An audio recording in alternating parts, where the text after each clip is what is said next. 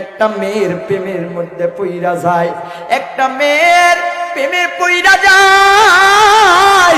প্রেমে পইরা যাওয়ার কারণে ওই মেয়েটাকে এত পরিমাণ ভালোবাসি, ভালোবাসার কারণে আমি আমার মাকে না জানাইয়া,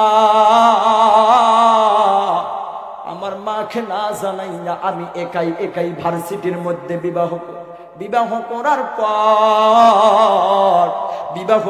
পর হুজুর জানেননি, বিবাহ করার পর আমার বউটারে যখন লইয়া বাড়িতে আসছি, হুজুর জানেননি, আমার মা দেখার সাথে সাথে চোখের পানি ফেলায় আর বলে, বাবা তোকে অনেক কষ্ট করে লালন পালন করলাম রে বাবা, তোকে অনেক কষ্ট করে লালন পালন করেছি, কিন্তু তুই না জানাইয়া আজকে তুই বিবাহ করলি, তবে সমস্যা নাই, আমি মন খারাপ করি নাই। যদি একটা বার তোর মাটাকে বলতি রে বাবা আমি মা তোর জন্য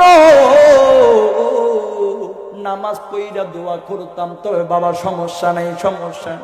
ওই জানেননি হুজুর, আমার মাটা সরল সোজা মানুষ, আমার বউটারে মাইনা লয়, কিন্তু আমার বউটা শিক্ষিত হওয়ার কারণে, উচ্চ শিক্ষিত হওয়ার কারণে আমার মাকে মাইনা নাই না। যখন আমি রাতের গভীর আধারে চাকরি থেকে যখন বাড়িতে আসি, হুজুর জানেননি, যখন বাড়িতে আসি আমার বউটা আমার মায়ের বিরুদ্ধে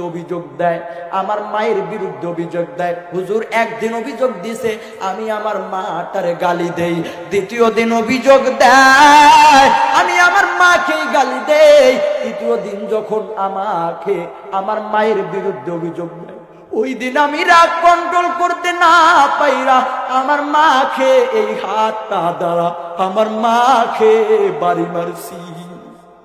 হুজুর যখন বাড়ি মারছি আমার মাটা কি কইছে জানেন? আমার মাটা জানাইয়া দেয়, বাবা রে, যেই মাকে আজকে এই হাত দ্বারা মারলি, এই হাতের ভিতরে আমি মা মনে হয় হাজার হাজার বার চুমা খাইছি।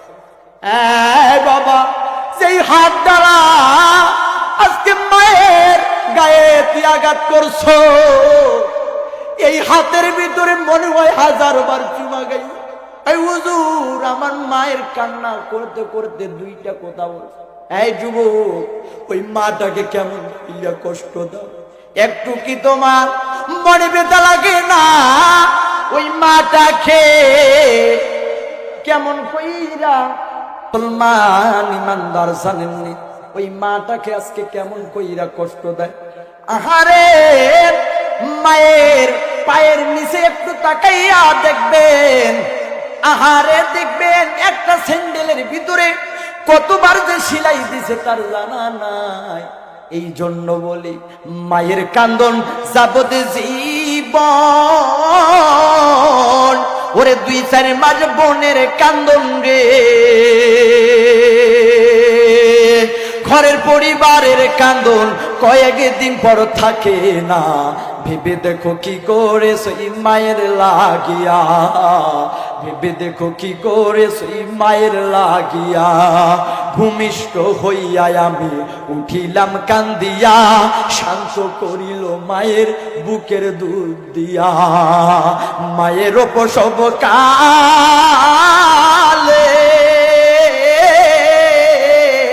বুক ভেসে যায় নয়ন জলে রে, ও মা সন্তানরে লইয়া কোলে ভুলে প্রসব যন্ত্রণা। ভেবে দেখো কি করেছে মায়ের লাগিয়া। আব্বা জান, আমার যেহেতু সময় নাই, তাহলে একটু যাইতেছি। ওই যে বলতেছিলাম, মাকে যখন মারছে মাটা কান্না করতে করতে বলেছে, আব্বা জান, যেই হাত দিয়ে আজকে মারছি রে, ওই হাতের ভিতরে আমি চুমা খাইছি, তবে মনে রে সন্তান, আল্লাহ তাআলা কিন্তু তোকে জেনে নে 2টা শাস্তি দিয়া দিবে। ওই কি শাস্তি? ওই জানেননি, ওই আল্লাহর ওলিকে বলতেছে, আল্লাহর ওলি আমার মাটা কান্না করছে আর বলতেছে, বাবা রে, 2 দুইটা শাস্তি কিন্তু তোকে আল্লাহ দিয়া দিবে। এক নাম্বার, এ সন্তান তুই কোনো দিন মায়ের জানাজা পড়তে পারবি না।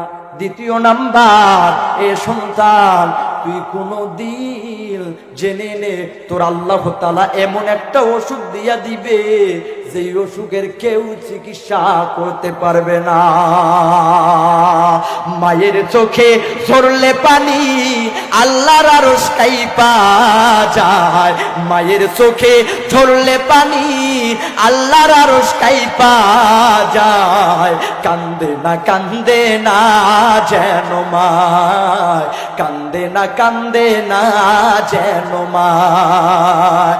বিদেশেরই পাশে কারো সন্তান মারা যায়, দেশের মানুষ না জানিতে জানে তাহার মায়।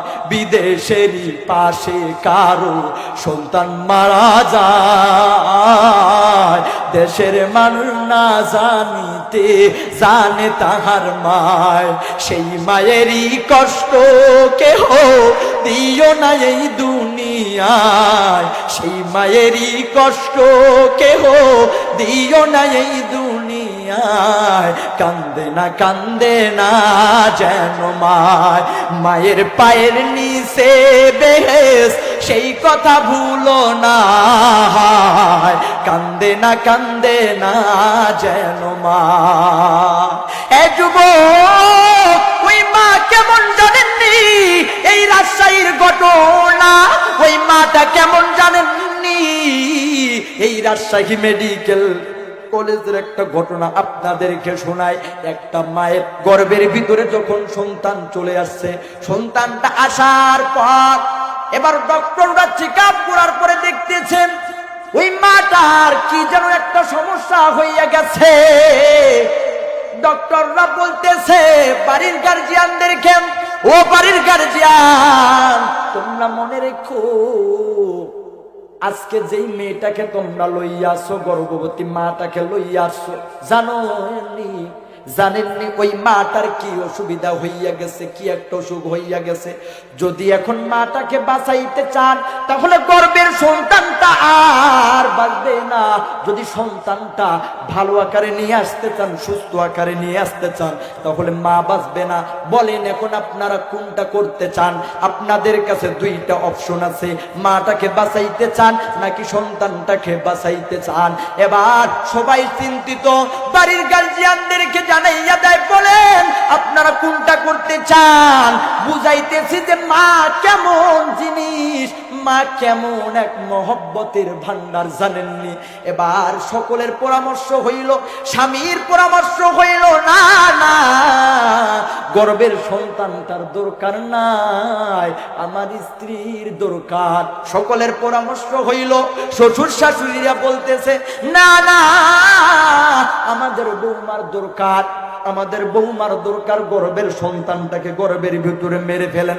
সকলের পরামর্শ হইল, জানেননি ওই মা এবার এই জানলার ছিদ্র দিয়া এই কথাগুলো শুনতেছে। মাতা এই কথাগুলো যখন শুনছে ডক্টরকে জানাইয়া দেয়, ও ডক্টর, ও না, সকলের পরামর্শর দাম আছে, সকলের পরামর্শর দাম আছে। আমি মা ৯-১০টা মাস যেই সন্তানটাকে গর্ভে নিলাম, আমার পরামর্শের দাম নাই। ডাক্তারেরা দৌড়িয়া গেছে, বোন বলো তোমার পরামর্শ কি, তুমি কি করতে চাও? ডক্টর গুলোকে বলতেছে, এ ডক্টর, ওই নার্স, জানোনি আমি মা আজকে 22-23টা বছর দুনিয়ার আলো সব কিছু দেখলাম, স্বামীর সংসার কিছুটা করলাম, কিন্তু আমার গর্ভের সন্তানটা দুনিয়ায় দেখে নাই, গর্ভের সন্তানটা দুনিয়ায় দেখে নাই।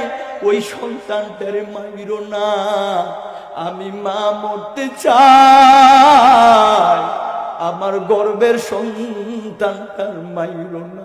আহারে যুবক, এই কথা শোনার পরে যদি তোমার চোখে পানি না ঝরে, বুঝতে হবে গুনাহ করতে করতে